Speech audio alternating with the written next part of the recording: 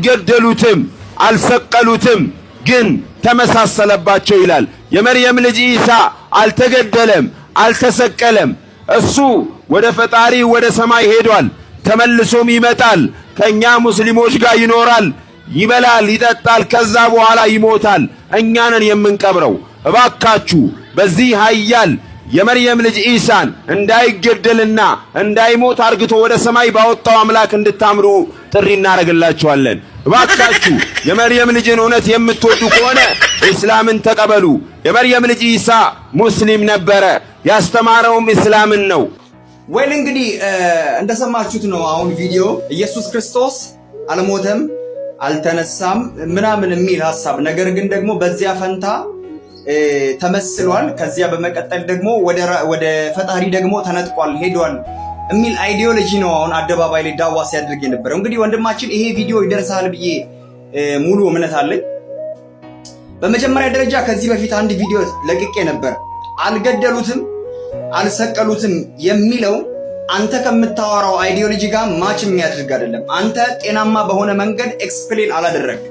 ይሄ ጥቅስ የሚፈታው አይሁዳውያን ኢየሱስ ክርስቶስን ገደልነው ሰቀልነው በማለታቸው ምክንያት የእናንተ እምነት ተከታይ የሆኑ ሰዎች ረገምናቸው ወይ ደግሞ ነብዩ ረሱል መሐመድ ረገምናቸው ብለው በቁርአን ላይ ሰፈረ። አይሁዳውያን አልገደልንም አላሉ።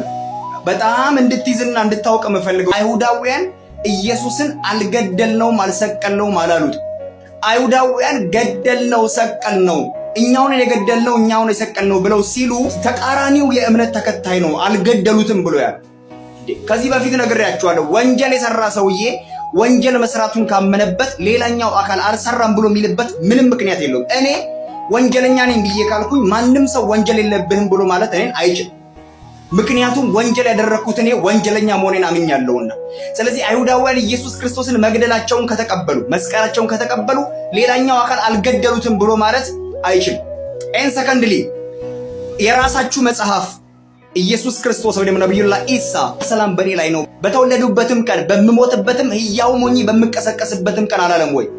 አልሞተም ብለህ የምትለኝ የራስህ መጽሐፍ እኮ ሞቷል ብሎ ይናገር። ከየት አመጣህ ነው አንተ አልሞተም ብለህ የምትናገረኝ? የራስህ መጽሐፍ ይሄው በተወለዱበትም ቀን በመሞትበትም ከዚያ ሕያው ሆኜ በመቀሰቀስበትም ቀን ሰላም በእኔ ላይ ነው አለ። ይሄው የራስህ መጽሐፍ እንደሚሞት እየተናገረ የራስህ መጽሐፍ እሞታለሁ ደግሞ እነሳለሁ ብሎ እየተናገረ አልሞተም አልተነሳም ብለህ ከየት አመጣኸው ይሄንን አማርኛ? ከዚህ ሁሉ ይልቅ መጽሐፍ ቅዱስ ኢየሱስ ክርስቶስ ስለ ሰው ልጅ ሁሉ ኃጢአት እንደሞተ ደግሞ እንደተነሳ ወደ አባቱም እንዳረገ ዳግም እንደሚመጣ ያመነው ሁሉ የዘላለም ሕይወት አለው። በክርስቶስ ኢየሱስ የሚያምን የዘላለም ሕይወት አለው። ሹክራን። ለብዙዎች እንዲደርስ ሼር፣ ኮፒ ሊንክ፣ ሪፖስት አድርጉ። እወዳችኋለሁ።